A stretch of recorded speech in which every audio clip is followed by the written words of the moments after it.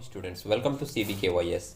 आज हम लोग इस वीडियो में सेल ऑन अप्रूवल का एक क्वेश्चन डिस्कस करेंगे। मगर क्वेश्चन में जाने से पहले जो लोग फर्स्ट टाइम विजिट किए हैं उनसे कहना चाहेंगे कि फर्स्ट सेमेस्टर फिनेंशियल अकाउंटिंग के बहुत सारे क्वेश्चन प्लेलिस्ट में डिस्कस करके दिए हुए हैं। आप लोग प्लेलिस्ट में जाकर सेमेस्टर 1 का फिनेंशियल अकाउंटिंग चेकआउट कर सकते हैं। उसमें आपको single entry system, rectification of errors, single entry system के बहुत सारे क्वेश्चंस और भी बहुत सारे चैप्टर के बहुत सारे क्वेश्चन, जैसे फाइनल अकाउंट आप यहाँ पर देख रहे हैं, इन्वेंट्री वैल्यूएशन देख रहे हैं, फाइनल अकाउंट देख रहे हैं, ये सारे क्वेश्चन डिस्कस किए जा चुके हैं। आप लोग अगर चाहें तो इस क्वेश्चंस को भी अपने प्रैक्टिस में ले सकते हैं। सारे ईयर के क्वेश्चन हैं। जनरली एग्जाम में ईयर के क्वेश्चन ही पूछे जाते हैं या रिपीट किए जाते हैं। तो ये प्रैक्टिस करने से आपको बहुत ज़्यादा कॉन्फिडेंस क्रिएट अपने सब्जेक्ट से रिलेटेड हो पाएगा। अभी हम लोग जो क्वेश्चन डिस्कस करेंगे वो हमारा 2011 में आया हुआ सेल ऑन अप्रूवल का क्वेश्चन है। इसका भी हमने एक क्वेश्चन ऑलरेडी डिस्कस किया था। अभी हम लोग इस क्वेश्चन को भी पढ़कर समझ लेते हैं। अगर चैप्टर का कॉन्सेप्ट और जर्नल एंट्रीज इससे रिलेटेड आपके दिमाग में है तो फिर आपको सम्स को समझने में बहुत ज़्यादा प्रॉब्लम नहीं होगी। कैलकुलेटर लेकर अगर आप खुद से कैलकुलेशन करके समझेंगे तो चीज़ें आपको और ज़्यादा क्लियर दिखेंगी। पहले सम्स को पढ़कर हम लोग समझ लेते हैं इन्फॉर्मेशन क्या क्या मेंशन किया है। मेंशन कर रहा trader send out goods on approval to some customer and includes the same in the sales account. Simple सी बात है कि हम लोग जो सेल ऑन अप्रूवल या सेल ऑन रिटर्न बेसिस में गुड्स भेजते हैं उसको भी सेल अकाउंट के बेसिस पे ही ट्रीट करते हैं।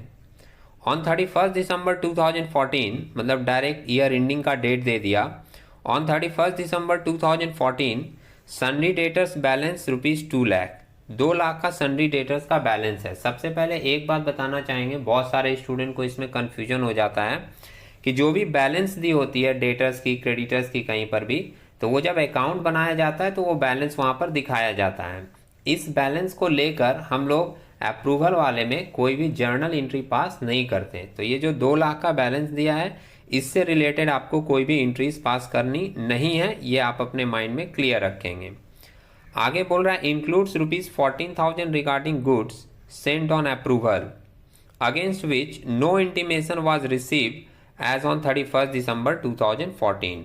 इस 2 लाख रुपए में 14,000 रुपए का एक ऐसा गुड्स है जो अप्रूवल के बेसिस पर भेजा गया था। ध्यान रखिएगा, इस 2 लाख में ऑलरेडी इंक्लूड है वो 14,000 वाला जो गुड्स अप्रूवल बेसिस पे भेजा गया था। तो जब अप्रूवल बेसिस पे भेजा गया होगा तो उस समय उसकी अकाउंटिंग रिकॉर्ड मेंटेन कर दी गई होगी कि हमने 14,000 का गुड्स भेजा है, मतलब भेजने का अकाउंटिंग रिकॉर्ड ऑलरेडी मेंटेन हो गया होगा। हम लोगों को क्या करना है, at the end of the year, जो लोग चैप्टर को पढ़े हैं और उसकी एंट्रीज को अच्छे से जानते हैं उनको ये बात पता है कि at the end of the year जिस गुड्स का कोई भी इंटीमेशन, मतलब कोई भी इंफॉर्मेशन नहीं आता और वो गुड्स का टाइम पीरियड एक्सपायर्ड नहीं होता, उस गुड्स को हम लोग कैंसिल कर देते हैं। मतलब at the end of the year हम लोगों को एक एंट्री करनी पड़ती है कैंसिलेशन की, अगर उस गुड्स का कोई भी इंफॉर्मेशन अभी तक नहीं आया है तो। और दूसरी एक एंट्री करनी पड़ती है कि गुड्स को तो आप कैंसिल कर दे रहे हो लेकिन वो स्टॉक 14,000 का स्टॉक अभी भी किसके पास पड़ा होगा, कस्टमर के पास पड़ा होगा। तो जो गुड्स हमारा कस्टमर के पास पड़ा हुआ है उसको लेकर हम लोगों को एक एडजस्टमेंट एंट्री करनी पड़ती है। तो at the end of the year हम लोगों को 2 एंट्री करनी पड़ेगी, एक कैंसिलेशन की और एक एंट्री हमारा गुड्स अभी तक कस्टमर के पास है उससे रिलेटेड। आगे मेंशन कर रहा है These goods were sent out at 25% above cost price। अब ये 25% above cost price का क्या करना है, तो आपको ये बात याद होगा, मैंने पिछले सेट में भी कहा था कि जब भी हम लोग कैंसिलेशन करते हैं या कोई अदर एंट्री पास करते हैं सेल्स का या रिटर्न का, तो वो सेलिंग प्राइस पे करते हैं। लेकिन जो स्टॉक विथ कस्टमर एडजस्ट होता है उसमें हम लोगों को सेलिंग प्राइस नहीं लिखनी होती, उसमें हम लोग कॉस्ट प्राइस पे मेंटेन करते हैं। स्टॉक जनरली किस पे मेंटेन होता है, कॉस्ट प्राइस पे। तो ये वाला जो 25% है ये हम लोग यूज करेंगे कब, जब हम लोग अपने गुड्स का कॉस्ट प्राइस निकालेंगे तब। आगे मेंशन कर रहा है and were sent A ₹8,000 and B ₹6,000। मतलब ये जो 14,000 का गुड्स है वो गुड्स 2 कस्टमर को भेजा गया है, ए को भेजा गया 8,000 का और बी को भेजा गया 6,000 का। तो जनरली हम लोग कस्टमर या डेटर्स नाम देकर एंट्री कर लेते हैं, लेकिन जब हमारे सम्स में कस्टमर का नाम दिया हुआ रहेगा तो हम लोग डेटर्स के जगह पर कस्टमर का नाम लिखेंगे, वो ज़्यादा सही रहेगा। इसके बाद लिखा है stock in trade in godown was valued at 46,800 on 31st December 2014। Godown में हम लोगों का क्लोजिंग स्टॉक पड़ा हुआ है 46,800 का, जिसका सेल ऑन अप्रूवल या सेल ऑन रिटर्न बेसिस से कोई मतलब नहीं है। अगर हम लोग फाइनल अकाउंट बनाते हैं तो ये क्लोजिंग स्टॉक को हम लोग ट्रेडिंग अकाउंट में और बैलेंस शीट में शो करते हैं, लेकिन इस क्लोजिंग स्टॉक का 46,800 का हमारे सेल ऑन अप्रूवल वाले इंट्रीज से कोई लेना देना नहीं है। ये बस यूं ही दिया है, इसका हम लोग कोई भी ट्रीटमेंट नहीं करेंगे। कभी कभी कुछ एडिशनल इंफॉर्मेशन एक्स्ट्रा दिया रहता है सम्स में कंफ्यूज करने के लिए, ये बातें आप लोग समझते हैं। आगे मेंशन कर रहा है, ये 31 दिसंबर 2014 तक का इंफॉर्मेशन है, क्लियर है। आगे मेंशन कर रहा है A sent intimation of acceptance on 31 January 2015। A ने हम लोगों को इन्फॉर्म किया 31 जनवरी 2015 को, मतलब ये ईयर एंड होने के बाद दूसरे महीने में इन्फॉर्म किया कि वो गुड्स को एक्सेप्ट कर लेगा। मतलब जो ए को गुड्स दिया गया था उसने हम लोगों को बाद में 1 महीना बाद इन्फॉर्म किया कि वो गुड्स रख लेगा। And B return the goods on 15 January 2015, और बी ने 15 जनवरी 2015 को गुड्स को क्या किया, रिटर्न कर दिया। Pass adjustment entries on 31 December 2014 so also the entries to be made during January 2015। मतलब आपको 31 दिसंबर 2014 की भी एंट्रीज देनी है जो कैंसिलेशन वाली है और स्टॉक विद कस्टमर वाली है, और जनवरी में जो ट्रांजेक्शन हुआ उसकी एंट्री भी देनी है। जनवरी में क्या हुआ था, ए ने एक्सेप्ट कर लिया था गुड्स और बी ने रिटर्न कर दिया था। अब इन 4 पॉइंट को ध्यान में रखकर हम लोग अपने जर्नल को एक बार देखते हैं किस तरीके से मेंटेन किया गया है। ये थोड़ा सा लाइट लगेगा फिगर, आप लोग एडजस्ट करके लिख लोगे। मैं बोल रहा हूँ साथ साथ फॉलो करेंगे तो आपको वर्ड भी दिखाई देगा। In the books of A trader journal normal formalities है, फॉर्मेट बना दिए जर्नल का। सबसे पहले 31 दिसंबर 2014 का डेट देकर हम लोग कैंसिलेशन वाली एंट्री करते हैं। कैंसिलेशन की एंट्री क्या बनती है, सेल्स अकाउंट डेबिट होगा, कैंसिल हो रहा है तो टू कस्टमर अकाउंट या डेटर अकाउंट लिखते हैं। हमने सम्स में ही कह दिया था कि कस्टमर का नाम अगर दिया रहेगा तो हम लोग नाम लिखेंगे, वो ज़्यादा उचित है, वो ज़्यादा सही है। तो सेल्स अकाउंट डेबिट 14,000 का कैंसिलेशन हो रहा है to mister A account to mister B account. 8,000 का गुड्स ए के पास था और बी के पास था 6,000 का, तो 8,000 और 6,000 लिख दिए, ये हमारी एंट्री कंप्लीट हो गई। नरेशन अगर आप पढ़ेंगे तो एंट्रीज और ज़्यादा क्लियर आपके दिमाग में सेट हो जाएगी।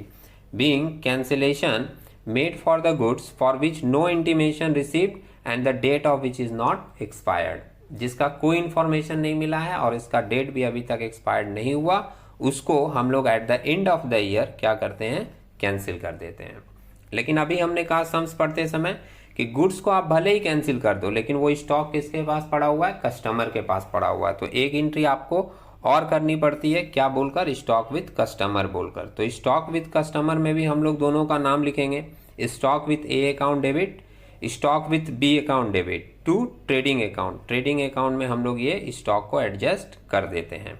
यहाँ पर जो वैल्यू दिखाई जाएगी वो सेल प्राइस नहीं दिखाई जाएगी, यहाँ पर जो वैल्यू दिखाई जाती है वो कॉस्ट प्राइस पे मेंटेन होती है। ये जो 8,000 और 6,000 था ये आपका सेलिंग प्राइस था, इसमें प्रॉफिट भी जुड़ी हुई थी, और हम लोग स्टॉक विद कस्टमर को किस पे दिखाते हैं, कॉस्ट प्राइस पे। तो वो कॉस्ट प्राइस कैसे निकाला गया, सिंपली ये आप सोच लीजिए, सपोज कीजिए आपका कॉस्ट प्राइस है 100, प्रॉफिट बोला था कॉस्ट के ऊपर 25%, तो 100 के ऊपर 25% अगर आप निकालोगे तो 25 मिलेगा, और 100 में 25 ऐड कर देंगे तो 125 आपको मिल जाएगा सेलिंग प्राइस।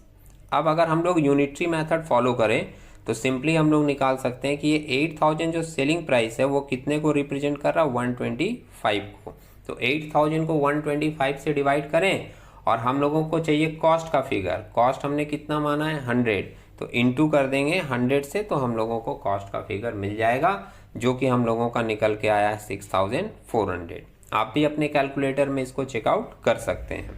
सेम हम लोग बी का निकाल दिए, बी का 6,000 था, ये सेलिंग प्राइस है, सेलिंग प्राइस कितने को रिप्रेजेंट कर रहा है, 125 को।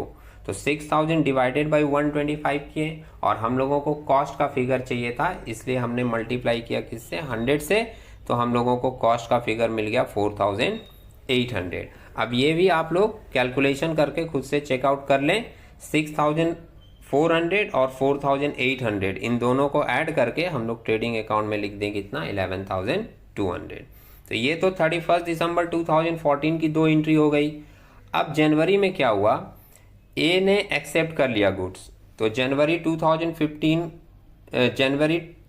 2015 को ए ने जब गुड्स को एक्सेप्ट कर लिया कि हम रखेंगे, तो हम लोगों ने उसकी एक एंट्री कर दी A's account debit to sales account की, वो गुड्स को रख लिया बीइंग एक्सेप्टेंस बाय ए 8000। देखिए यहाँ पर कुछ स्टूडेंट को कंफ्यूजन हो सकता है, उनके दिमाग में ये बात आ सकता है कि जब हम लोग स्टार्टिंग से एंट्रीज पढ़ते हैं तो उसमें ये बताया जाता है कि जब हम लोग गुड्स भेजें उसके बाद अगर हमारा पार्टी गुड्स को रिटेन करता है, मतलब गुड्स को रखता है, तो रिटेन करने की हम लोग कोई भी एंट्री पास नहीं करते। मैं स्टार्टिंग से बात बता रहा हूँ कि गुड्स को भेजने के बाद हम लोग रिकॉर्ड करते हैं, लेकिन जब कस्टमर हमारा गुड्स रिटेन कर लेता है, रख लेता है, तो हम लोग उसकी कोई एंट्री नहीं करते। तो यहाँ पर एक बात ध्यान रखिएगा कि वो गुड्स स्टार्टिंग में भेजा गया था, चूंकि भेजने की रिकॉर्ड हो चुकी थी, इसलिए रिटेन का एंट्री नहीं होता।